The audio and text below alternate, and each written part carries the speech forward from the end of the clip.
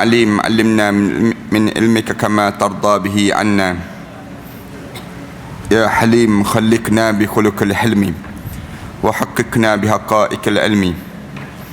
اللهم أخرجنا من ظلمات الوهم وأكرمنا بنور الفهم وافتح علينا بمعرفة العلم وحسن أخلاقنا بالحلم وسهل لنا أبواب فضلك وانصر علينا من خزائن رحمتك يا أرحم الراحمين ويا أرحم الراحمين ويا أرحم الراحمين. أما بعد.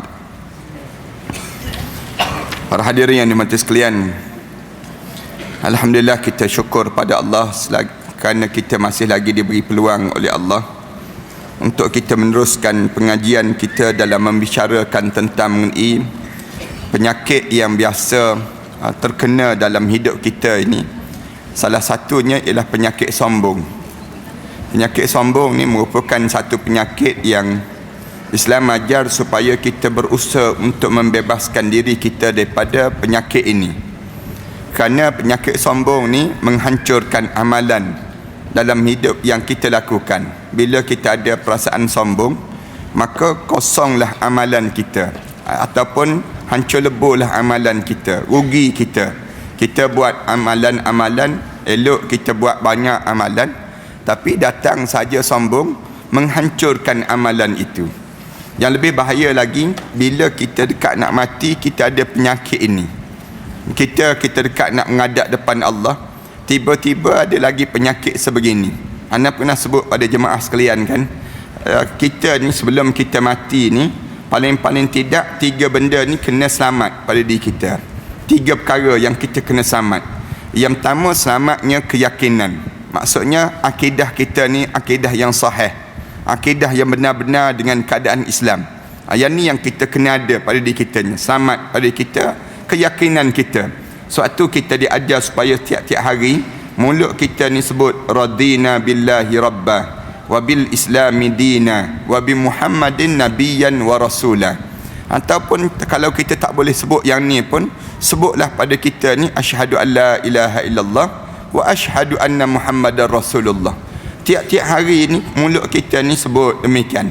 Nak suruh kita ni jangan berpaling daripada Islam. Takut-takut kita ni terpaling. Dalam hidup kita ni ada ramai di kalangan kita tak berapa nak yakin dengan Islam. Kita ni banyak benda yang menghilangkan keyakinan pada Islam. Salah satunya ialah kitanya bila kita terlibat dalam ekonomi. Ramai orang kita tak yakin dengan ekonomi Islam. Orang kita tak yakin dengan hiburan Islam. Dia lebih yakin dengan hiburan selain daripada hiburan Islam. Orang kita tak yakin dengan pendidikan Islam. Orang kita lebih yakin dengan pendidikan selain daripada Islam. Yang ni dipanggil hilang keyakinan pada Islam. Orang kita tak yakin dengan politik Islam. Orang kita lebih yakin dengan politik selain daripada Islam. Yang ni yang menyebabkan kita jadi rosak dalam hidup kita. Yang pertama. Yang kedua, kita kena jaga yang disebut dengan ibadah. Jaga ibadah kita. Semakin dekat masa kita dengan menghadap, semakin kena jaga ibadah. Jangan kita ni tak terjaga ibadah kita. Orang kita bila dia sakit, ramai mana di kalangan kita bila dia sakit, dia tak semayang. Bila dia sakit, dia buka aurat. Bila dia dalam hidup dia kena ujian sedikit, dia meninggalkan ibadah. Ibadah kita ni, ramai di kalangan kita ni tak terbuat ibadah. Ibadah dalam hidup kita. Kita tak payah banyak pun ibadah puasa sunat 6 misal contohnya. Ramai mana di kalangan kita kena ujian open house dipanggil. Kena ujian rumah terbuka, tak puasa dah kitanya. Kebetulan pula rumah terbuka pula siang hari. Lagi kita payah nak puasa. Kitanya yang menyebabkan padahal 6 hari je dalam bulan Ramadan, dalam bulan Syawal ini. Dalam 6 hari tu pun tak terbuat kita. Ini contohlah. Contoh yang mudah untuk kita nak faham pada diri kita. Padahal kita kata apa salah sangatlah 6 hari ni, patut-patutnya kita boleh pilih daripada 30 hari. Tapi kita nak jaga yang ni pun tak buat dah kita. Ramai mana orang kita kata, saya tak boleh nak mula Ustaz. Mula pun tak sempat. Ada di kalangan kitanya, dia jawab, dia kata saya sempat 2 hari je. Saya sempat 4 hari saja. Ini pun ada juga demikian. Maknanya gambaran bagaimana kitanya, bagaimana diuji dengan ibadah. Yang ketiga yang kita kena jaga dipanggil akhlak. Akhlak ni kena jaga dua. Akhlak ni kena jaga yang zahir dan akhlak yang batin. Akhlak yang zahir pun kena jaga, akhlak yang batin pun kena jaga. Akhlak yang zahir ni apa dia? Jangan ambil barang orang.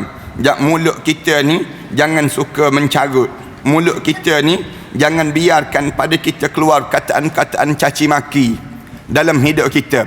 Jangan suka sumpah seranah. Jangan biarkan. Ni yang zahir. Yang batin yang kita kena jaga ni sombong. Sombong ni pun ada juga dalam hidup kita. Semakin tua semakin sombong dipanggil.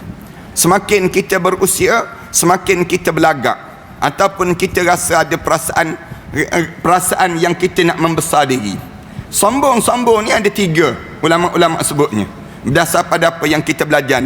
Sombong ni sombong kepada Allah. Orang kita ni dia sombong belagak pada Allah. Ni sombong juga yang pertama. Yang kedua, sombong kepada Nabi dan juga Rasul dan para alim ulama. Yang ni yang kita maksudkan dalam perbincangan kita. Salah satunya yang kita kena jaga sangat akhlak. Akhlak kita ni kena jaga. Jangan ada hasad. Jangan ada pada diri kita ujub pada diri kita. Biar kita ni semakin buang penyakit ini. Penyakit yang biasa melekat dalam tubuh badan seorang. Ujub kita biasa berlaku. Kemudian kita hasad biasa ada dalam diri kita. Apa lagi yang ni? Yang disebut ni sombong. Sombong ni kita ada. Sombong. Katak puru tu pun boleh sombong dipanggil. Kita bayangkan kalau katak puru pun boleh sombong, takkanlah manusia tak boleh jadi sombong. Kita boleh bayangkan bagaimana kita ni senang kena penyakit ni. Nak gambarkan dalam hidup kita ni, kita pun sama juga. Jadi oleh demikian kita tolong belajar untuk nak buang. Alhamdulillah Allah selamatkan kita, sempat kita belajar. Belum kita meninggal dunia ni, kita sampai bab ini. Kalau kita bayang kalau Allah tak sayang pada kita kan, jadi macam orang lain tak datang dah dengar kuliah. Orang lain yang Allah tak sayang pada dia, tak terbuka hati nak belajar. Kita ni alhamdulillah Allah sayang pada kita, datang juga. Tak pernah lagi kita mendengar tajuk sebegini dalam hidup kita ni. Ni yang kita dengar, ni pun sekali je dengar. Sekali kita dengar. Dengar ni harap-harapnya bila kita dengar ni, kita akan cuba untuk mengubah diri kita, membuang penyakit-penyakit yang sering bersarang dalam tubuh badan kita ini. Di antara sombong yang keduanya, sombong kepada Nabi dan juga Rasul dan juga para alim ulama dipanggil. Sombong dengan Islam. Yang ni yang kita bincangkan lagi. Dalam membicarakan tentang yang ni, Allah cerita tentang bagaimana orang kafir ni, orang kafir Mekah contohnya, yang dia sebut, kenapa laula nuzzila hadzal Quran ala rajulin minal qaryatayn azim.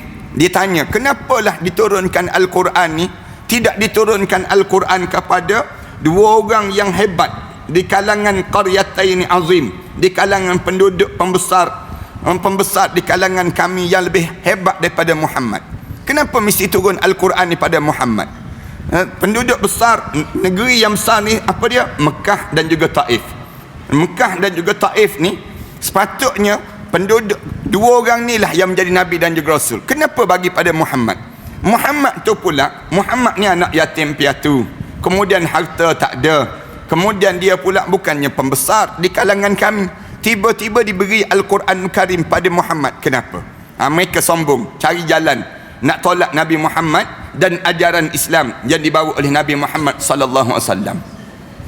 Lalu orang yang dimaksudkan dengan seorang lelaki yang besar itu ialah orang yang besar pengaruhnya. Dan dua kota itu ialah Makkah dan juga Taif. Yang kita ulang sikit perenggan yang sikit sebelum daripada ni. Kaum Quraisy itu menganggap rendah pada kitab suci Al-Quran sebab diturunkan pada orang yang dikategorikan dalam golongan rendahan dan orang biasa. Orang-orang kafir ni, orang kafir Quraisy ni, dia pandang lekeh. Apalah turun Al-Quran pada orang yang tak ada nama, orang yang tak glamour, orang yang tak ada pengaruh, bukan selebriti pun dipanggil demikian. Maknanya gambaran yang disebut demikian, bukan orang yang kaya raya ataupun berpangkat tinggi atau yang besar pengaruhnya terhadap kaumnya. Orang besar itu ada dua orang oleh orang kafir Quraisy, kaum Quraisy ini dianggap manusia besar daripada dua buah kota, iaitu menurut keterangan Qatadah, Imam Qatadah, dia kata apa dia? Namanya ialah Al-Walid bin Al-Mughirah dan Abu Musa As-Saqafi. Yang tu yang mereka maksudkan. Yang ni dua orang ni lah orang yang dianggap orang pembesar di kota Mekah. Siapa dia? Al-Walid bin Mughirah. Siapa lagi yang disebut dengan Abu Musa As-Saqafi? Abu Musa As-Saqafi yang mereka anggap ni di antara pembesar yang sepatutnya turun Al-Quran ini kepada mereka, katanya mereka demikian. Ini sepatutnya demikian. Kemudian permintaan mereka itu ialah orang yang lebih agung kekuasaannya daripada Nabi Muhammad sallallahu alaihi wasallam. Orang yang lebih agung daripada Nabi Muhammad sallallahu alaihi wasallam, yang oleh mereka disebut sebagai anak yatim. Nabi Muhammad itu kan anak yatim. Kenapa turun Al-Quran pada Nabi Muhammad? Kenapa turun Al-Quran pada Nabi Muhammad, katanya mereka. Kemudian mereka mengucapkan kata-kata hinaan. Misalnya, mengapa anak semacam Muhammad itu yang diutuskan untuk memberikan petunjuk kepada kita semua? Ini hinaan. Orang macam Muhammad ni kita kena ikut ke? Disebut Muhammad ni apa yang ada? Kenapa kita nak ikut dia? Ini kebanyakan hinaan. Hinaan ni sampai hari ni kan, anda sebut sebelum daripada ni, alah pak-pak lebay itu apa benda yang ada dia. Orang kita kan hina kan. Hina ni perangai hina orang alim, orang yang saleh dan sebagainya. Dia orang kita ni orang hina, dia hina. Hina ni perangai sama dengan zaman kafir Quraisy dahulu. Orang kafir Quraisy dahulu dia hina begitu dah. Satu ketika kita boleh tengok bagaimana orang kita. Dia rasa orang yang bertali leher, orang yang pakai baju kot, kemudian pakai blazer dan sebagainya, yang tu yang hebat. Manakala yang pakai kopiah, yang pakai kain pelekat, yang jenis pakai jubah dan sebagainya, yang ni tak ada standard. Ini pandangan yang diajar dan dimomokkan sejak zaman dahulu sampai zaman kita hari ini. Perangai sama dipanggil. Tak ada dia panggil tukar jasad dia. Perangai sama. Perangai itu masih lagi kekal sampai hari ini. Hina. Orang-orang alim ni dihina, dipandang lekeh. Setengah-setengah orang dia takut kalau dia dipanggil orang alim. Dia takut kalau dia ni dia jadi fobia jadi rasa bimbang di kalangan ustaz-ustaz. Kenapa dia hinaan? Ada orang kita ni, orang perempuan yang pakai kain tudung, misal contohnya, setengah-setengah dia di negara-negara tertentu dia menjadikan fobia, dia jadi takut buka kain tudung. Tak ada di kalangan kita demikian. Kenapa? Kerana Islam je. Sampai peringkat ada di kalangan kita diajar bila nak pergi bermusafir dan sebagainya, nak pergi negara-negara tertentu, pergi Australia ke dan sebagainya, dia takut dengan Islamfobia. Dia sebut pada isteri dia dan anak-anak perempuan dia, jangan pakai kain tudung, dia sebut. Dia sebut benda demikian. Kalau ditanya kenapa, nanti kan orang pandang kita begini, orang pandang kita begini.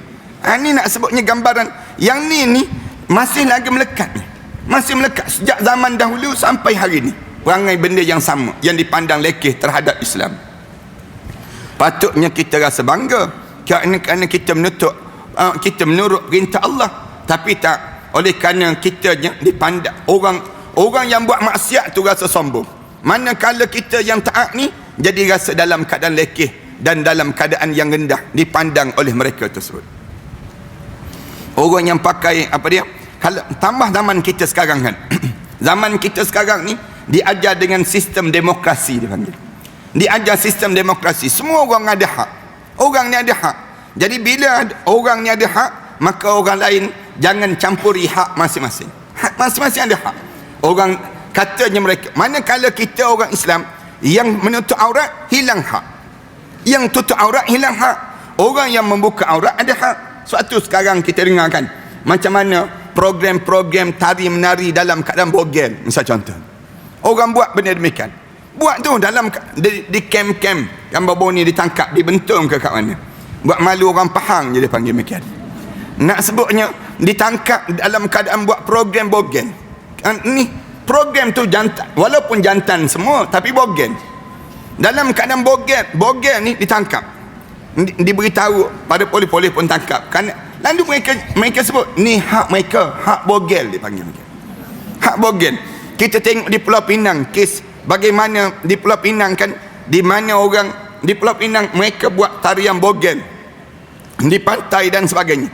Ni punca apa dia? punca manusia ni dah mula dinampak bahawa dia lebih berhak daripada yang namakan dengan orang yang taat pada perintah Allah. Baru ni kita dikejutkan dengan orang perempuan yang dia bela anjing tu kan. Yang bela anjing tu siap letak muka dia dekat anjing tu, anjing gelak muka dia nak sebutnya. Lalu dia kata ini hak binatang dia sebut. Nak sebut dia pakaikan tudung dan dia kata dia tak berani nak keluar siang-siang hari. Dia bawa anjing dia ni malam-malam hari je dia bawa demikian. Nak sebut gambaran bagaimana manusia yang sombong. Sombong ni sejak zaman dahulu sampai hari ni sombong. Sombong dengan syariat, lawan dengan syariat dalam hidup mereka. Mengapa anak semacam Muhammad itu yang diutuskan untuk memberi petunjuk pada kita semua? Orang macam Muhammad ni nak bagi petunjuk pada kita semua. Untuk menjawab ucapan mereka itu, lalu Allah turunkan ayat Al-Quran Karim. Ahum yaqsimuna rahmata rabbik. Apakah kamu merasakan bahawa kamu lebih layak untuk membahagikan pembahagian yang diturunkan oleh Allah pada manusia? Kamu ni, katanya Allah, ahum, adakah kamu rasa kamu lebih layak daripada Allah? Allah lah yang pilih orang tertentu dalam hidup ni. Allah pilih orang ni, pilih orang ni untuk diberi yang disebut dengan hidayah yang datang daripada Allah Subhanahu Wa Taala. Ni kan anak biasa buat contoh kan. Kadang-kadang di kalangan kita ni, bila kita cakap tentang agama di kalangan keluarga kita ni tanya balik, bila kamu jadi ustazahnya, dia tanya. Ada di kalangan kita tegur, bila kamu jadi ustaznya? Kamu tak jadi ustaz pun, dia sebut demikian. Dia nak marah balik. Bila patutnya kita kena syukurlah, alhamdulillah orang dah nasihatkan tentang agama, orang ingatkan tentang agama. Tak kira lah dia ni ustaz ke ustazah ke, tetapi dia rasa tak puas hati dengan pemberian Allah. Padahal kita ni dengar ayat-ayat Allah sikit. Sifat kita ni bila kita dengar ayat-ayat Allah, perangai orang yang mendengar ayat Allah, dia kena sebar walaupun sikit. Rasulullah sallallahu alaihi wasallam pesan demikian, qulil haq walau kana murran, katanya Rasulullah, bercakap benarlah walaupun perkara tu pahit sekalipun. Rasulullah sebut dalam Al-Quran, dalam hadis Rasulullah, balighu anni walau ayah. Sebutlah sampaikan pada orang di kalangan masyarakat ini walaupun satu ayat. Balighu anni, Rasulullah pesan pada kita, kamu dengan orang lain ni, kamu tolong bagi tahu tentang Islam walaupun satu ayat. Tak semestinya kamu kena tunggu jadi ustaz dahulu. Tak mesti kamu jadi ustazah dahulu. Tak semesti. Bila kamu jadi orang Islam, balighu, kamu tolong sampaikan walau ayah pada orang ramai ini dengan bagaimana hidup dengan Islam. Bila kita sampaikan, orang marah. Ada orang yang marah pada diri kita. Kemudian orang kata macam-macam gaya. Waktu ini, padahal orang yang kita sampaikan tadi, bila kita sebut tadi, punca apa kita boleh sebut? Kerana Allah bagi hidayah dalam hidup kita untuk kita menyampaikan ayat-ayat Al-Quran pada mereka ini sendiri. Manusia kan kesombongan itu. Lalu Allah tanya, ahum yaqsimuna rahmata rabbik. Apakah patut kamu merasakan kamu yang lebih layak untuk membahagikan pemberian yang Allah nak bagi pada manusia dibandingkan dengan yang disebut dengan kamu itu sendiri? Kamu rasa kamu ke yang layak dibandingkan dengan Allah yang memberi? Macam kita ni lah, anak biasa sebut, kita ni alhamdulillah Allah sayang pada kita. Bila Allah sayang pada kita, Allah gerakkan kita ni untuk agama. Ini tanda Allah sayang. Dalam hadis Rasulullah sebutkan, man yuridillahu bihi khairan yufaqihu fid din. Mana-mana orang yang Allah nak bagi pada dia syurga Allah untuk dia, Allah akan faqihkan dia dalam agama. Allah akan tunjukkan jalan agama. Ni tanda Allah sayang. Bila macam kita ni sayang Allah pada kita, gerakkan datang juga mendengar majlis ilmu. Kemudian kita duduk bertahan kita dengan majlis ilmu. Bertahun-tahun kita belajar. Kita tak pernah tanya bilalah nak habis. Tak pernah kita tanya demikian dalam hidup kita. Kenapa? Kerana sayangnya Allah untuk diri kita. Bila kita tanya bila nak habis tu, tanda kita nak habis, dia panggil begitu. Tanda kita dah nak habis lah tu. Kalau kita dah mula tanya bilalah nak habis belajar ni, bilalah nak habis belajar, tanda tak lama lah tu, kita dah nak habis lah tu, dia panggil. Kerana belajar ni tak pernah habis. Dalam Al-Quran ni diajar pada diri kita. Dalam Al-Quran ajar pada kita banyaknya ilmu Allah. Ilmu Allah ni tak habis-habis. Bila kita nak suruh habis, menandakan kita ni sudah semakin berakhir perjalanan hidup kita. Ni dalam hidup kita nak suruh. Kita ni sentiasa Allah sayang pada kita, Allah gerakkan kita. Cuba bayangkan, Allah sayang pada kita kan. Kita tidur, elok-elok lena, tiba-tiba tercelik mata. Terjaga kita tengah-tengah malam. Tengok jam baru pukul 2 pagi. Kita rasa dah lama dah tidur. Ada kan kadang-kadang kita rasa demikian. Kita tidur pukul 12 malam. Tiba-tiba pukul 2 pagi terjaga. Kemudian kita rasa dah lama sangat. Kenapa kita terjaga? Allah sayang pada kita. Nak suruh kita bangun, ambil wuduk, kemudian sembahyang sunat 2 rakaat. Kemudian baru kita tidur balik. Tapi ada orang yang dia tak rasa kasih sayang Allah ini. Dia tak rasa kasih sayang Allah. Bila dia terjaga, dia cari jalan untuk pejamkan lagi mata. Nak pejamkan lagi mata, dia pasang aircon lagi sejuk, kemudian dia tarik kain selimut lagi, kemudian dia pasang kipas lagi kuat. Dia nak suruh dia lagi lena, tidur dia. Kerana apa dia? Kerana baru 2 jam baru dia tidur. Ni semua nak sebut gambaran sayang Allah ni. Allah gerakkan kita kepada agama. Itu tanda sayangnya Allah dalam hidup kita. Tak mudah benda-benda yang demikian. Tapi orang ni rasa tak puas hati. Manusia ni tak puas hati, sombong dia tu. Ada orang yang dia tak tergerak terhadap agama. Ada perasaan. Tak ada perasaan dia untuk beragama, tak ada. Dia tengok orang buat amal ibadah, tak ada perasaan. Kita ni kadang-kadang kita tengok orang sembahyang sunat, lepas pada orang azan orang sembahyang sunat. Kita tengok orang lain semua bangun sembahyang sunat, kita pun datang juga perasaan nak bangun sembahyang sunat sama. Kenapa? Kerana tengok orang lain semua sembahyang sunat. Tanda apa dia? Tanda Allah sayang pada kita. Ada orang dia tengok orang bangun sembahyang sunat, dia relax. Tunggu juga. Tanda Allah tak sayang pada kamu. Ni cara dalam hidup kita ni. Tapi ada orang yang benci, orang yang tak suka dengan orang yang Allah sayang. Siapa dia? Ni orang kafir. Kesombongan yang ada dalam hidup mereka tersebut. Maksudnya ialah bahawa siapa pun yang tidak ada baik untuk mengadakan pembahagian pada sesuatu yang dikurniakan oleh Allah Ta'ala kepada seseorang, lebih-lebih lagi kurniaan yang demikian tinggi dan pentingnya. Tak ada orang yang terbaik atas dunia ni yang dia nak ambil tugas Allah untuk membahagi-bahagikan hidayah ini, petunjuk ini. Allah lah yang layak untuk memberi yang disebut dengan agama. Allah ditunjuk jalan. Kadang-kadang kan ana biasa buat contoh yang mudah kan. Kita dengan kawan-kawan kita berjumpa, lama kita tak berjumpa kawan kita habis belajar. Sekarang kita berjumpa, terkejut kita. Allah kita sebut. Baraknya dia, kita sebut demikian. Kadang-kadang dia berjumpa dengan kita, dia tengok berubahlah kamu, disebut. Berubahlah kamu, tak sama dengan dahulu lagi. Kenapa? Kerana hidup ni berdasar pada siapa yang Allah sayang. Allah nak tunjuk sayang pada seorang, Allah buka jalan kepada benda yang baik. Satu dalam hadis Rasulullah sallallahu alaihi wasallam, pernah kan seorang sahabat tanya Rasulullah, "Ya Rasulullah, aya'rifu ahlul jannah aw ahlun nar?" Ya Rasulullah, boleh tak kita kenal orang ni ahli syurga ke orang ni ahli neraka ya Rasulullah? Rasulullah jawab terus, qala na'am. Rasulullah jawab, ya boleh kenal orang ni ahli syurga, orang ni ahli neraka. Sahabat yang lain tegur terus, ya Rasulullah, falimada ya'milul amilun? Ya Rasulullah, untuk apa kita nak beramal lagi kalau kita dah tahu dah orang ni ahli syurga, orang ni ahli neraka? Rasulullah jawab, kulli ma yusira khuliqalah. Setiap orang itu Allah permudahkan jalan mana yang dia pilih. Bila dia pilih jalan agama, dia jadi ringan untuk beragama. Dia jadi ringan, rasa nak nak buat yang tu, nak buat yang ni. Tapi ada orang yang pilih jalan agama, dia tak nak, jadi berat. Na'udzubillah min dzalik. Kita minta jauhlah daripada Allah perkara demikian. Kita jadi berat dalam beragama. Mengeluh, sembahyang mengeluh, nak tutup aurat mengeluh, nak puasa pun mengeluh, nak buat benda yang disuruh oleh Allah ni jadi berat. Na'udzubillah min dzalik. Minta jauh daripada Allah perkara demikian. Kita nak suruh layinan bi ta'atik, biar jadi ringan dalam hidup kita ni, biar Allah jadi ringan. Bila nak suruh benda yang disuruh oleh Allah, ringan je badan kita, ringan je ketaatan kita. Ayat ni yang kita minta dalam hidup kita ni sendiri. Kalau kita dah jadi ringan tu, tanda Allah sayang lah. Sayang pada diri kita, panggil demikian. Untuk kita ni semakin senang untuk masuk dalam syurga Allah Subhanahu wa ta'ala.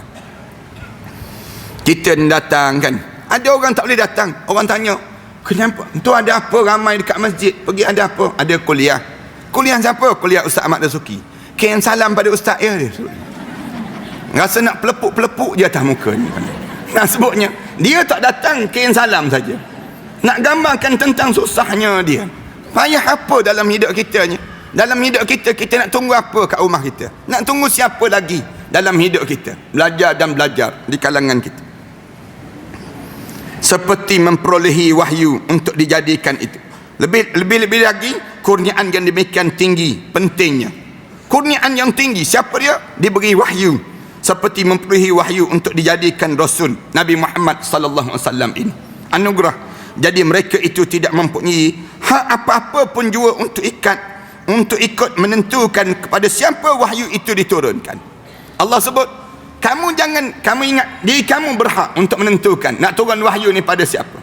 Tapi Allah lah yang berhak nak pilih orang ni yang berhak untuk diberikan. Sebab Allah Subhanahu wa taala itu memang lebih mengerti siapa yang akan dijadikan sebagai tempat menurunkan wahyu tadi kepadanya. Allah lebih tahu orang ni. Walaupun Al-Walid bin Mughirah ini orang hebat di kalangan mereka tersebut, tetapi Allah Subhanahu wa taala tak turunkan pada orang ni. Tapi Allah bagi pada siapa? Pada orang tertentu, anak yatim piatu. Kemudian Allah pilih orang yang tidak ada harta benda. Tujuan nak suruh apa dia? Hidup betul-betul bergantung dengan Allah. Nabi Muhammad pula rajulun ummi, seorang lelaki yang buta huruf. Kita tanya, kenapa dibuta hurufkan Rasulullah bagi pada orang yang buta huruf pada Rasulullah? Jawabnya nak suruh jangan timbul pertikaian nanti. Kalau bagi pada orang yang dia boleh menulis dan boleh membaca, tentu orang tu akan reka-reka sendiri. Orang akan sebut demikian. Kenapa Allah bagi pada seorang orang yang tak ada harta benda? Nak suruh bahawa Islam ni tidak ditarik manusia dengan harta benda. Manusia ni jangan ditarik dengan harta benda. Lau anfaqta ma fil ardi jami'an ma allafta baina qulubihim walakin Allah allafa bainahum. Hidup ni Allah sebut, kalau kamu belanjakan harta untuk nak menarik hati orang, kamu bagi duit, bagi macam-macam gaya kita bagi bahagian tu, bagi begini, bagi macam-macam gaya kita bagi, ma allafta baina qulubihim, kamu tak mampu untuk tarik hati orang dengan harta tadi. Walakin Allah allafa bainahum, tapi yang boleh tarik hati orang ni Allah tarik hati orang, tarik untuk mendekatkan dengan diri kamu. Kamu bagilah beri banyak mana sekalipun, senang kita. Kamu bagilah harta banyak mana sekalipun, kamu bagilah macam-macam bantuan untuk orang, Allah kata kamu tak boleh tarik hati orang. Yang boleh tarik hati orang ni apa dia? Yang boleh menautkan hati orang ni Allah yang boleh menarik. Satu, dalam rumah tangga kita, Islam ajar jangan kahwin dengan orang kerana kaya dia. Jangan hidup dengan orang ni kerana cantik dia. Semua benda ni tak ada manfaat. Semua Rasulullah sebut dalam hadis Rasulullah. Tapi cari agama. Bila kamu dapat agama, kamu akan dapat tarik hati orang tu dengan diri kamu. Agama ni apa dia? Agama ni yang disebut dengan Allah yang menautkan hati di kalangan sesama manusia tersebut. Suatu dalam banyak-banyak doa rabitatul qulub, kita kena baca, Allahumma innaka ta'lamu anna hadhil qulub. Ya Allah, kamulah yang tahu apa yang terkandung dalam hati-hati manusia ni, ya Allah. Allahumma innaka ta'lamu anna hadhil qulub qad istama'at ala mahabbatik. Kami berkumpul, kami duduk, kami berkahwin, kami berumah tangga ni, ya Allah. Kami hidup dalam masyarakat ni berkumpul kerana mentaati perintah kamu, ya Allah. Qad istama'at ala mahabbatik, di atas rasa kasih sayang kepada kamu, ya Allah. Wal taqat ala ta'atik, kami bertemu dengan sesama kami kerana apa dia? Kerana taat pada kamu, ya Allah. Wa tawahhadat ala da'watik, dan kami berjanji untuk menunaikan tanggungjawab kami sebagai seorang mukmin. Ini doa rabitatul qulub. Bila kita rasa renggang hubungan kita suami isteri, baca doa ni. Bila kita rasa dalam hidup diri kita ni dah ada orang rasa benci dengan kita, kita rasa, baca doa ni, Allahumma innaka ta'lamu anna hadhil qulub qad istama'at ala mahabbatik. Ini doa yang kita baca. Doa macam ni di antara cara yang diajar dalam agama, nak suruh Allah tautkan hati di antara satu sama lain. Kita ni kan kalau rasa renggang, dia mula cari bunga, nak bagi bunga dia panggil. Orang kita diajar demikian. Islam tak. Islam, bila kamu renggang je hati, kamu baca doa. Renggang je perasaan, adalah perasaan jadi hambar, perasaan jadi tawar. Kita dengan anak menantu kita kadang-kadang ada juga perasaan datang rasa, napalah dapat menantu macam hantu tu. Ada perasaan demikian. Misal contohnya demikian. Tapi kita tak sebut, dalam hati kita je. Cuba baca doa tu. Allahumma innaka ta'lamu anna hazil qulub qad ijtama'at ala mahabbatik. Dia panggil doa rabitatul qulub. Ni doa ni kena bawa pisang 2 tandan ayam golek 2 ekor. Ni doa dalam banyak kan dalam ma'surat. Dalam ma'surat tu ada tiap-tiap pagi kita baca doa tersebut. Bacalah doa demikian. Allahumma innaka ta'lamu anna hazil qulub. Doa. Allahumma innaka ta'lamu anna hazil qulub qad ijtama'at ala mahabbatik waltaqat ala ta'atik wa tawahhadat ala da'watik wa ta'ahadat ala nusrati syari'atik fawassikillahumma rabitataha. Bila kita sebut fawassikillahumma rabitataha tu, niat nampak wajah orang tu. Ulama-ulama ajar demikian. Nampak wajah orang yang kita rasa renggang kita dengan jiran kita. Fawassikillahumma rabitataha wa addim wuddaha. Kekalkanlah selama-lamanya ya Allah. Wa addim wuddaha wahdiha subulaha. Tunjukkanlah kami jalan kamu ya Allah. Wamla'ha binurikal ladzi la yakhbu. Penuhkanlah pada kami ni dalam keadaan penuh perasaan cinta yang berterusan sesama kami. La yakhbu, yang tak padam-padam. Wamla'ha binurikal ladzi la yakhbu washrah suduraha bifaidil iman bik. Tolong lapangkanlah dada ni dengan penuh keimanan pada kamu ya Allah. Wa jamili tawakkuli alaik, dan kecantikan dalam tawakal kami kepada mereka ya Allah. Wa amitha ala syahadati fi sabilik innaka ni'maula wa ni'man nasir. Ini ayat yang doa yang kita baca. Baca doa ini. Kemudian firman Allah Ta'ala berfirman pula, wa kadzalika fatanna ba'duhum bi ba'din liyaqulu ahaula'i manallahu alaihim min bainina.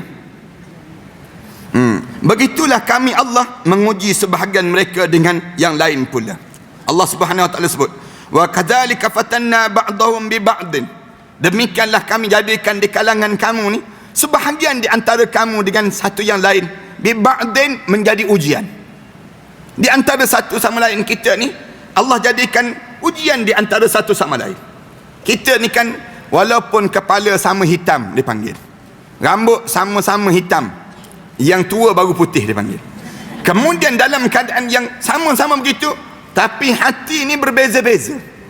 Hati kita ni fatanna ba'dahum bi ba'din, kami ujikan kamu di antara satu sama lain. Allah jadikan demikian.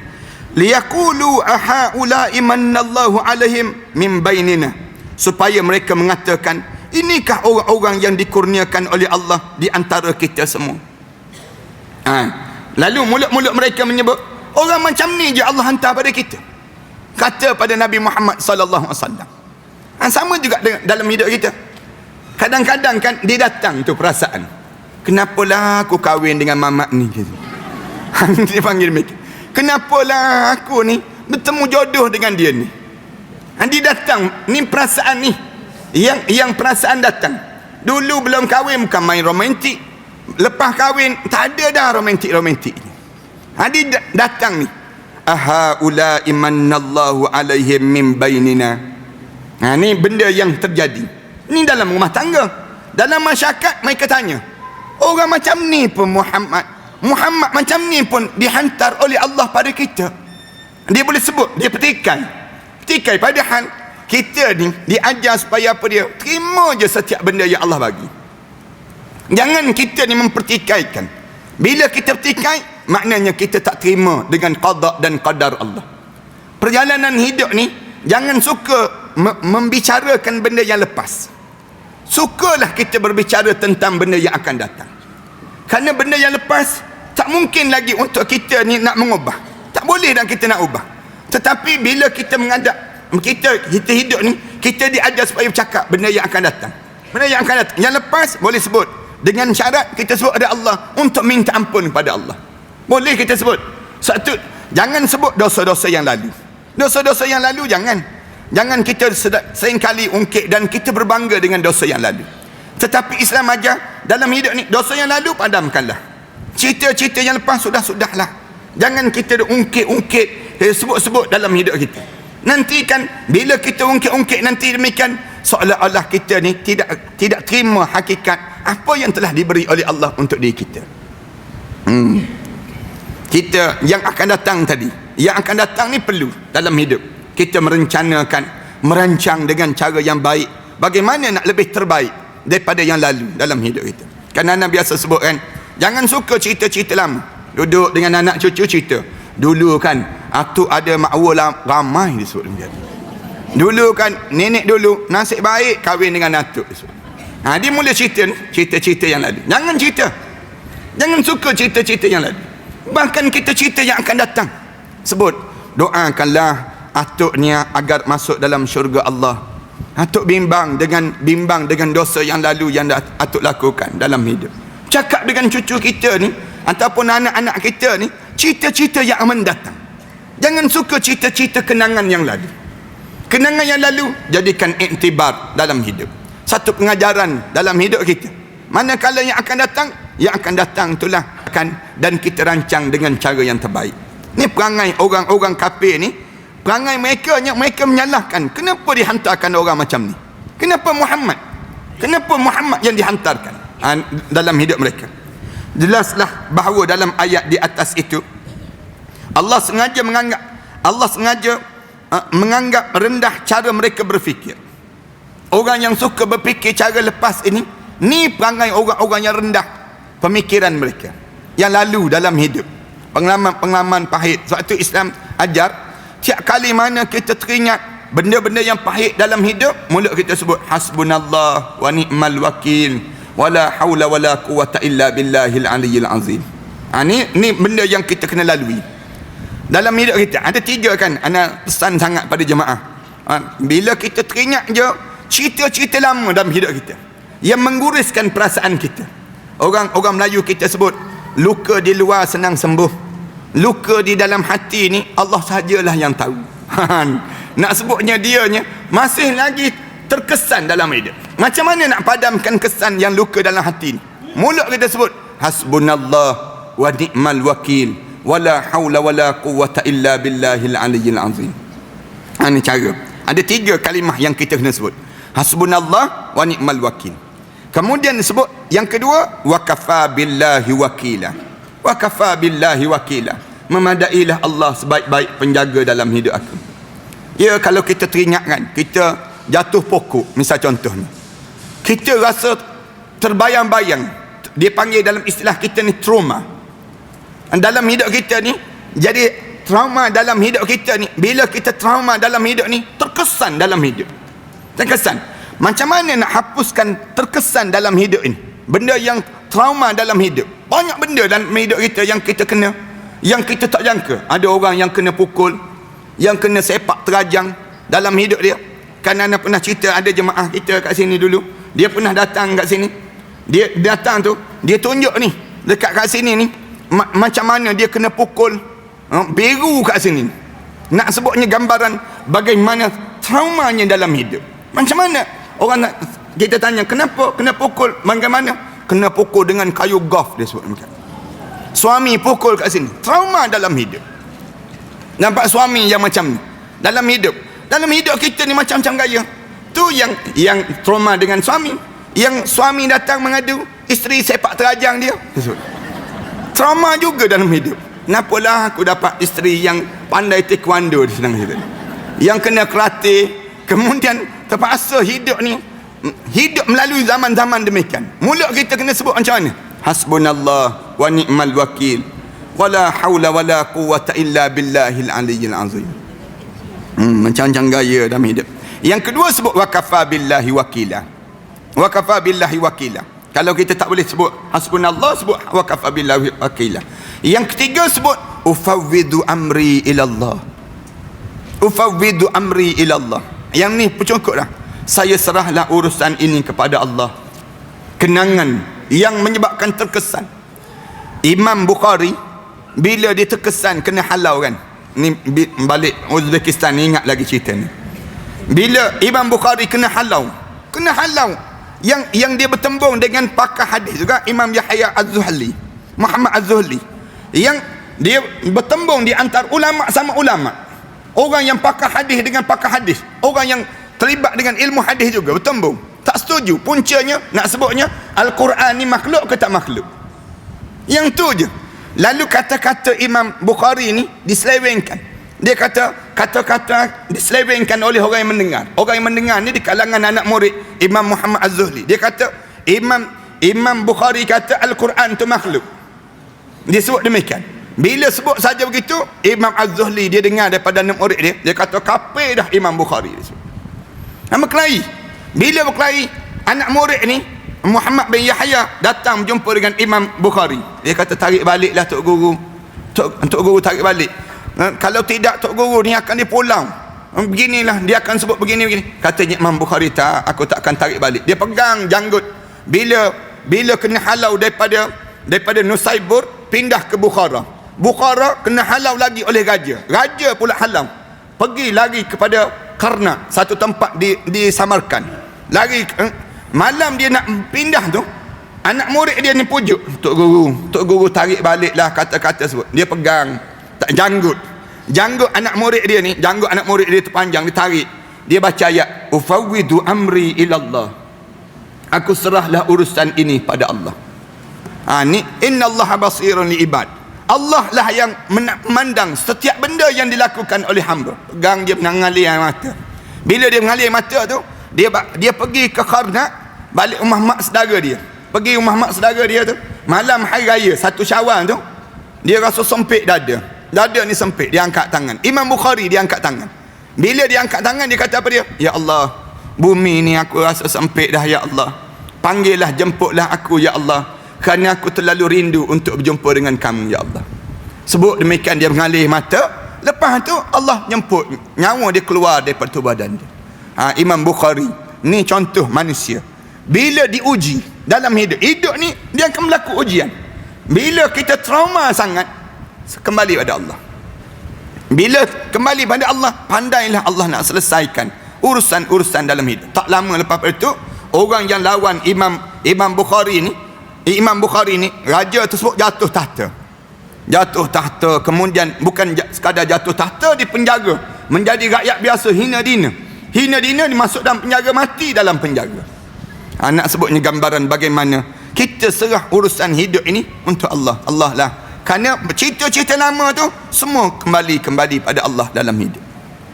Manakala kita rencanakan yang akan datang, kita mula rancang akan datang macam mana. Bagaimana kemudian disebut lagi, dihina dan diberitahu bahawa mereka itu sudah jauh daripada alam kemajuan dan ketinggalan zaman. Pilih Muhammad ni tak ada kemodenan lah dia panggil. Pilih Muhammad ni tak ada apa pada Muhammad. Pernah pula terjadi bahawasanya kaum kafirin Quraisy berkata pada Rasulullah sallallahu alaihi wasallam, bagaimana kamu ini, mengapa suka duduk-duduk berkumpul dengan orang-orang itu dan mereka mendekatkan tempatnya kepada kamu? Orang kafir Quraisy kata, kamu ni Rasul, standard ke duduk dengan orang miskin tu, dengan orang-orang yang hamba Bilal bin Rabah misal contohnya, duduk dengan orang macam ni? Mana standard kami nak duduk dekat dengan diri kamu? Manalah, tak mungkinlah kami boleh duduk dengan kamu. Pernah kan kita baca ayat Quran yang Allah tegur Rasulullah bila Abdullah bin Maktum datang jumpa dengan Rasulullah tu kan, duduk dengar Rasulullah tengah kuliah, Rasulullah tengah bercakap dengan orang-orang yang orang pembesar VIP, orang-orang besar. Abdullah bin Maktum ni buta mata, dia tak nampak pun. Dia dengar Rasulullah mengajar tu, dia datang. Dia pun nak tahu juga benda apa yang Rasulullah mengajar. Dia sebut ada Rasulullah, ya Rasulullah, allimuni ma 'allamakum Allah. Ya Rasulullah, ajar apa yang Allah ajar pada kamu. Dia pun paling, Rasulullah paling. Tak nak. Ni tengah depan orang ni, tiba-tiba datang orang mendadak begini. Abdullah bin Maktum ni buta mata. Rasulullah paling. Kemudian dia datang, dia ingat ke Rasulullah tak dengar lagi. Dia datang sebelah kiri pula. Dia tegur Rasulullah, ya Rasulullah, alimuni ma 'allamakum Allah. Ya Rasulullah, ajar pada aku apa yang diajarkan oleh Allah pada kamu. Rasulullah paling pula. Kali yang kedua dia datang sebelah kiri. Dia sebut lagi, ya Rasulullah, tolonglah ajar pada aku ya Rasulullah. Rasulullah buat tak peduli lagi, mengalir mata dia. Abdullah bin Maktum ni mengalir mata, jalan pusing balik kerana Rasulullah tak layan. Rasa sedih dia. Turun ayat Quran, abasa wa tawalla an ja'ahul a'ma wa ma yudrika la'allahu yazzakka. Ini ayat yang cerita demikian. Nak sebutnya Rasulullah sallallahu alaihi wasallam sebesalah duduk dengan orang susah pun orang ejek, kemudian duduk dengan yang disebut dengan orang kaya, Allah tegur. Allah tegur terus. Orang yang berada ni Allah tegur terus. Kenapa kamu jadi macam ni? Kenapa kamu jadi begini? Duduk dengan orang-orang bawahan, orang ejek. Apalah Rasul duduk sekali, makan sekali dengan orang yang sebegitu. Kemudian sambil mereka menunjukkan ke tempat kaum fakir miskin dan golongan kaum muslimin. Orang Islam ni dipandang rendah, dipanggil. Standard dia tu jadi rendah.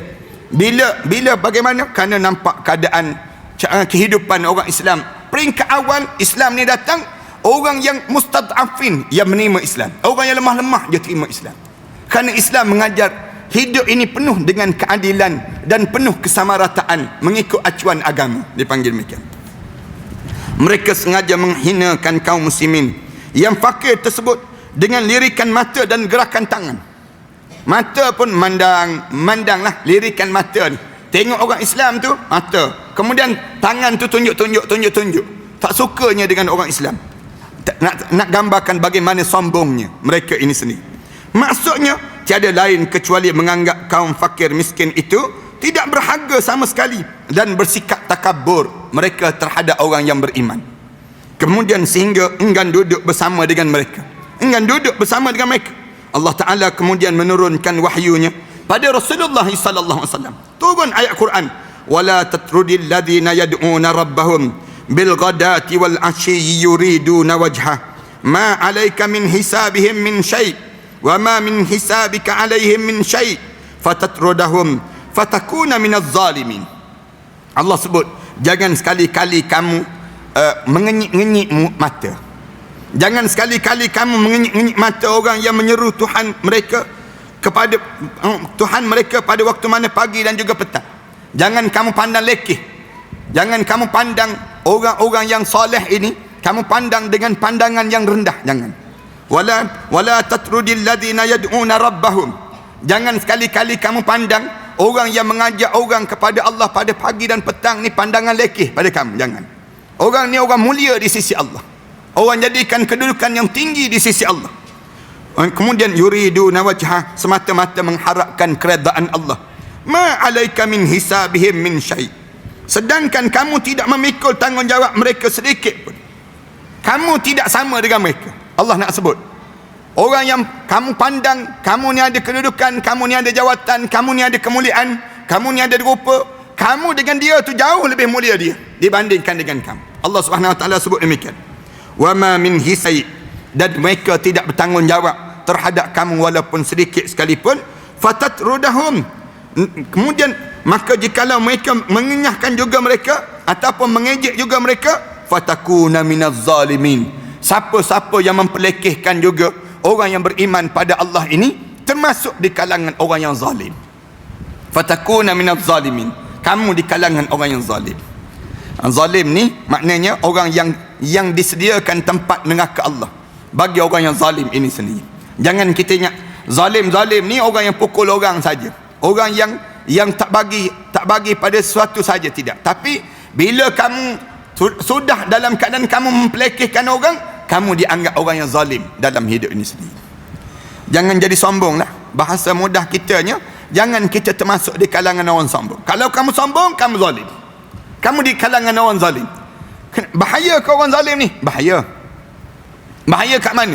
Bila kita mati masuk dalam kubur dalam keadaan kita membawa kezaliman pada diri kita sendiri. Dalam ayat dalam surah An-Nisa ayat ke-97 kan, innal ladzina taffahumul malaikatu zalimi anfusihim. Orang yang dimatikan oleh malaikat Allah dalam keadaan dia buat zalim pada diri sendiri. Yang ni lah. Siapa yang zalim? Orang yang sombong. Bila kamu sombong, kamu zalim. Sombong dengan siapa? Sombong dengan Islam.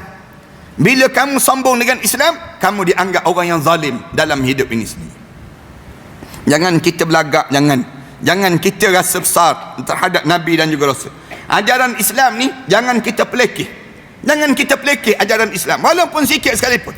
Ada orang kita dia pelekeh tu janggut, tu janggut dia sebut demikian. Tu lebay dia sebut. Tu dipanggil Ni belagaklah tu dia sebut demikian. Mentang-mentang dia boleh baca doa, dia sembahyang hajat. Jangan pelekeh benda-benda demikian. Bila kita pelekeh ni, kita termasuk di kalangan orang yang sombong. Sombong ni kan ramai di kalangan kita jadi demikian. Bila pilot suruh baca doa, patutnya kita rasa syukur lah. Orang kita tak, bila pilot suruh baca doa tu, baca doa kan, kapal terbang dalam keadaan yang genting sangat. Pilot umum sila baca doa. Oh marah bekas menteri ni kan. Dia kata itu bukannya, itu masalah teknikal, dia tak perlu baca doa pun ni sebut. Allah, ada pun orang macam ni. Orang macam ni ada lagi atas dunia ni dipanggil. Malu Kelantan dia dipanggil. Nak gambarkan tentang orang di kalangan kita je sombong, belagak sombong dalam hidup mereka. Allah Azza wa Jalla juga berfirman, wasbir nafsaka ma'al ladzina yad'una rabbahum bil ghadati wal 'ashyi yuriduna wajha wa la ta'du 'aynaka anhum turidu zinatal hayatid dunya. Allah Subhanahu wa taala sebut, bertahanlah di kamu bersama dengan orang yang hidup dia menyeru kepada Allah. Hidup kamu kena duduk bersama dengan siapa? Orang-orang yang saleh. Dalam hidup ni kamu jangan duduk dengan orang yang zalim, jangan duduk dengan orang yang sombong, jangan. Tapi pilihlah dalam hidup kamu ni duduk dengan orang-orang yang wasbir nafsaka ma'al ladzina yad'una rabbahum. Orang yang mengajak orang kepada Allah. Kamu duduk dengan mereka. Kamu bertahan dengan mereka walaupun mereka dihina, walaupun mereka dikeji. Kamu bertahan dengan mereka kerana apa dia? Mereka ni memanggil Allah ataupun mereka mengajak manusia kepada taat pada Allah, yuriduna wajha, semata-mata mengharapkan keredaan Allah. Ada orang lekeh ni, orang kita ni pelekeh. Sikit-sikit redha Allah, sikit-sikit redha Allah disebut. Ada juga orang disebut demikian. Kamu jangan pedulikan mereka. Orang yang macam ni orang yang sombong. Ada orang kita kan, kalau kita buat, orang tanya, ni kenapa buat macam ni? Saya harap supaya Allah redha lah pada saya. Kita buat, alah redha, pergi mampus dah dengan redha tu disebut. Ada orang kita sebut demikian. Dia mengejek kita. Bila kita sebut, kita buat semata-mata mencari redha Allah. Kita tak cari redha manusia. Dalam hidup ni kita bukan nak pada orang tu, nak pada orang ni.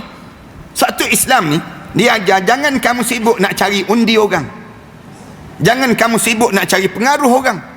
Jangan hidup ni kamu sibuk nak cari kepada orang lain suka dengan kamu. Rela nak suruh orang suka dengan kita, nak cari populariti, kita langgar syariat kamu. Itu salah. Jangan buat benda demikian.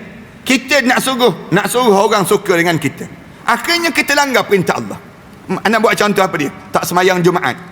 Kenapa tak semayang Jumaat? Tak datang semayang Jumaat, bos tak bagi. Habis tu kalau langgar juga, nanti kena buang kerja. Biar buang kerja lah, senang cerita. Kenapa? Kerana kita cari redha Allah, bukan cari redha manusia. Mana besar bos kita dengan Allah. Ini contoh yang mudah nak gambarkan pada kita. Ada orang di kalangan kita tak tutup aurat. Orang tanya, kenapa tak tutup aurat? Nak kerja ustaz. Nak kerja. Kamu cari redha Allah ke kamu cari redha siapa? Nak kerja. Kita tanya balik, tak ada ke kerja yang tutup aurat? Ada, tapi kalau tutup aurat, kerja gaji tak banyak macam ni lah. Tak sebanyak yang kita dapat ni. Kita tanya balik, kamu cari redha siapa? Redha Allah ke kamu cari redha manusia? Ataupun kamu cari redha perut kamu? Dalam hidup kita ni, kita bertengkar yang ni je tiap-tiap hari. Tiap-tiap hari ni kita nak pilih mana? Orang yang nak pada Allah, dia sanggup ketepikan yang lain. Tolak. Cari redha Allah, menjadikan kehidupan ini menjadikan lebih mulia. Dia kata kalau begitu kita gabung semualah. Manusia pun kita nak, Allah pun nak gitu. Lalu bertolak ansur dia nak suruh bertolak ansur. Nak suruh Allah ni bertolak ansur dengan manusia. Padahal dia nak suruh dapatkan keinginan untuk diri dia. Yang ni satu kesilapan yang besar dalam hidup. Lepas tu jangan buat, jangan makan rasuah, jangan tipu orang, jangan tak bayar hutang orang. Dalam hidup kita ni, kita cuba usaha sebanyak mungkin dalam diri kita cari redha Allah, bukan cari redha manusia dalam hidup. Sebab tu Allah kata, wasbir, tahanlah diri kamu, namsaka ma'al ladzina yad'una rabbahum. Diri kamu tu bersama dengan orang yang hidup mengajak orang kepada Allah. Yad'una rabbahum bil ghadati wal 'ashyi. Pada waktu mana pagi dan juga petang, semata-mata yuriduna wajhah, mengharapkan keredaan Allah. Wala ta'du aynaka anhum, dan jangan sekali-kali kamu menghindarkan pandangan kamu daripada mereka. Turidu nazinatal hayatid dunya, semata-mata kamu nak kepada dunia. Kamu nak pada dunia sampai kamu tolak syariat dalam hidup kamu, merugi kamu. Jangan kamu jadi demikian. Bila hidup ini kamu sentiasa bertembur yang tu lah. Bertembur mana nak buat? Nak jaga Allah ke nak jaga kehidupan dunia? Suatu ada orang kita tak solat, padahal dia tahu dia solat tu fardu. Kenapa dia tak solat dalam hidup dia? Kerana dia semata-mata dia nak memenuhi kehendak perut dia, ataupun dia nak memenuhi kehendak bos dia, ataupun dia nak memenuhi kehendak Allah dalam hidup. Bertembung macam kita bila cukup haul, cukup syarat zakat. Waktu mana kita cukup syarat zakat ni, kita mula termenung. Kita nak keluar zakat ke, ataupun kita nak guna duit ni, duit yang cukup haul ni untuk keperluan kita ke, ataupun kita nak mengharapkan supaya biar banyak dahulu. Mana kita nak? Dalam hidup kita ni bertembung. Waktu mana bertembung tu, Allah sebut, kamu pilih Allah, jangan kamu pilih untuk dunia. Kerana kalau kamu pilih dunia, menyebabkan kamu tak rasa dalam hidup kamu kenikmatan untuk akhirat nanti. Pernah kan seorang pemuda ni datang jumpa dengan Rasulullah. Dia sebut ada Rasulullah, ya Rasulullah, mengapa aku ni tak rasa takut, tak rasa perasaan untuk teringat tentang mati, ya Rasulullah. Aku ni tak ada perasaan cinta pada kematian, nak pada mati. Orang mukmin kan, kita ni bila kita jadi mukmin yang baik, dia akan jadi rindu untuk kematian, seronok untuk mati. Sebab mati itu kita jadi rasa seronok. Ni dalam kitab diajar demikian. Kita di sampai peringkat bila orang kata mati, alhamdulillah, sampai masa. Orang mukmin bila dia sampai masa untuk menghadap depan Allah, dia kena jadi, bila tengok malaikat maut datang dah jumpa dengan diri kita ni, sebut wahai roh, sila keluar daripada jasad ini. Sebut tu kita senyum, mulut kita sebut asyhadu an la ilaha illallah wa asyhadu anna Muhammad Rasulullah. Ni sifat mukmin. Tak ada perasaan rasa galat, ya Allah jangan mati lagi, tak ada. Kenapa? Hidup dia sentiasa bersiap. Bila berjumpa dengan kematian, itu saat dia berjumpa dengan Allah, jumpa dengan kekasih dalam hidup. Seronok dia. Orang mukmin dia jadi demikian. Bahkan kalau tuan-tuan para hadirin sekalian baca dalam kitab, ada tajuk khusus mencintai kematian. Kita ni kata macam mana boleh jadi cinta pada kematian? Pemuda ni datang pada Rasulullah, dia tanya Rasulullah, ya Rasulullah, macam mana saya ni tak ada rasa cinta pada mati? Rasulullah jawab balik, kamu ada harta ke? Rasulullah tanya balik dia, kamu ada harta? Dia jawab, ya Rasulullah, ada harta. Kalau begitu kamu infakkan harta kamu, banyakkan infak harta kamu. Bila kamu banyak menginfakkan harta kamu, akan timbul rasa cinta dalam hidup kamu terhadap kematian. Kerana bila kita infak, kita tak sabar nak tengok balasan di sebalik infak yang kita lakukan. Bila kamu simpan harta, kamu simpan, kamu nampak harta, kamu tak nampak pahala. Kamu tak nampak pahala. Yang menyebabkan Rasulullah kata banyakkan infak. Bila kamu banyak infak, Allah akan bagi dua benda pada diri kamu. Nikmatnya saat kamu nak menghadap depan Allah, kamu tak rasa sakit, hilang rasa sakit kematian itu, tak rasa. Yang kedua, Rasulullah kata hilang penyakit dengki dalam diri kamu. Tak ada lagi perasaan dengki. Kita tengok orang lain dapat nikmat macam mana pun, tak apalah, itu nikmat dia, bukan nikmat saya. Kenapa dia? Kerana kamu banyak menginfak. Bila kamu banyak menginfak, kamu akan bersedia dengan kematian dalam hidup kamu. Suatu kita diajar supaya dalam hidup kita ni, jangan kita ni semakin tua semakin cinta dunia. Jangan, rugi kita. Dan semakin kita berusia, semakin kita meninggalkan sikit demi sedikit dunia. Perasaan untuk nak pada dunia ni dah rasa kurang dah dalam hidup kita. Bila kita tua, bermula daripada usia 40 tahun sehingga usia 70 tahun, itu tua. Lepas pada 70 tahun, dia tak dianggap tua, dia sudah dianggap bangka, dipanggil demikian. Dalam kitab dia sebut demikian. Minta maaf ni nak sebut, kalau ada yang lebih pada 70 tahun. Maknanya dalam hidup kita ni, kalau dah lebih pada 70 tahun, dalam kitab dia sebut kamu tidak dianggap tua lagi dah. Tetapi jangan terpukau dengan kata-kata orang kita. Orang kita kan dia sebut, tak, kamu dah semakin usia dah 40 tahun, 60 tahun baru kamu dianggap warga emas, dia panggil. Mula kita seronok kan emas kan, nama emas disebut. Padahal kita macam ikan emas je, dia panggil. Nak gambarkan semakin tua kita, semakin meninggalkan dunia, semakin tolak sedikit demi sedikit. dalam hidup kita ni daripada perasaan rasa nak pada dunia itu sendiri. Anda ingat toke kepada restoran Manhattan ni, dia berjumpa dengan Haji Mustafa. Dia cerita pernah dia ni waktu mana dia bawa masuk daging-daging wagyu tu, dia akan daging-daging yang baru tu dia akan bagi pada Tok Guru dahulu. Tok Guru Allah yarham Tuan Guru Datuk Harun Din. So rasa dia bagi. Dia kata sekali dia bagi pada Allah yarham Tuan Guru Datuk Ni Abdul Aziz Nikmat. Dia hidang. Tok Guru Ni Aziz ni ambil makan. Dia makan tu, dia hidang, dia makan tu. Allah sedapnya daging dia sebut. Allah yarham Tok Guru ni sebut. Sedapnya, berapa harga ni? Dia terjawab, dia kata 16,000 Tok Guru dia sebut. 16,000 dia sebut begitulah. 16,000 terkejut Allah yarham Tok Guru ni. Tolak terus pinggang tu, tolak dia terus. Dia kata saya menyesal ustaz bagi tahu dia sebut. Bagi tahu harga. Allah yarham Tok Guru tak makan terus. Tak nak makan. Kenapa tak nak makan? Kalau kita bagi lagi makan. Kenapa? Ni 16,000. Siapa nak boleh makan sebegitu? Nak sedapnya, nak rasa sedap. Bila tanya kenapa? Jawab bimbang tak dapat makan di akhirat nanti. Bimbang tak dapat makan di akhirat nanti. Biarlah tak makan yang ni pun mewah sangat sampai tahap demikian. Orang yang nak pada akhirat dia panggil. Banyak benda lah kalau sebut cerita tentang mengenai Allah yarham Tok Guru ni sendiri. Macam mana mereka ni hidup mereka, kamu diajar supaya semakin berusia semakin tinggal. Dunia ni kita dah tak ada. Bahkan hidup dalam keadaan mengejar akhirat. Ana tengok sendirilah macam Allah yarham Tok Guru tu. Biru dah bibir dia ni. Tu.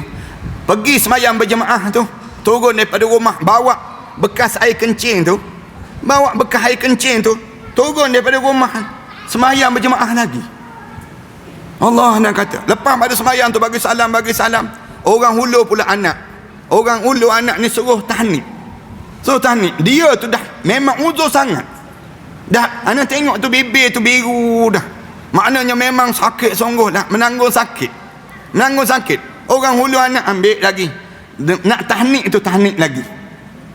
Nak gambarkan tentang kalau kita dah terbaring dah, tak bergerak dah bekas air kencing semayang dekat tempat tu dah, patutnya demikian. Dia tak sampai sudah jaga solat ni sendiri. Tu tak cerita yang anda pernah cerita tu lah. Celik mata tanya dah masuk waktu ke belum. Dalam nak sebutnya gambaran hidup tu dalam keadaan solat, jaga je. Ni maknanya meninggalkan sikit demi sedikit dunia untuk menuju ke akhirat Allah Subhanahu wa taala. Seterusnya Allah memberitahu perihal keheranan mereka di saat mereka masuk dalam neraka. Ini kita cerita sambung minggu akan datang insyaallah. Wassallallahu ala Muhammad wa ala alihi wa sahbihi wasallam. Walhamdulillahirabbil alamin.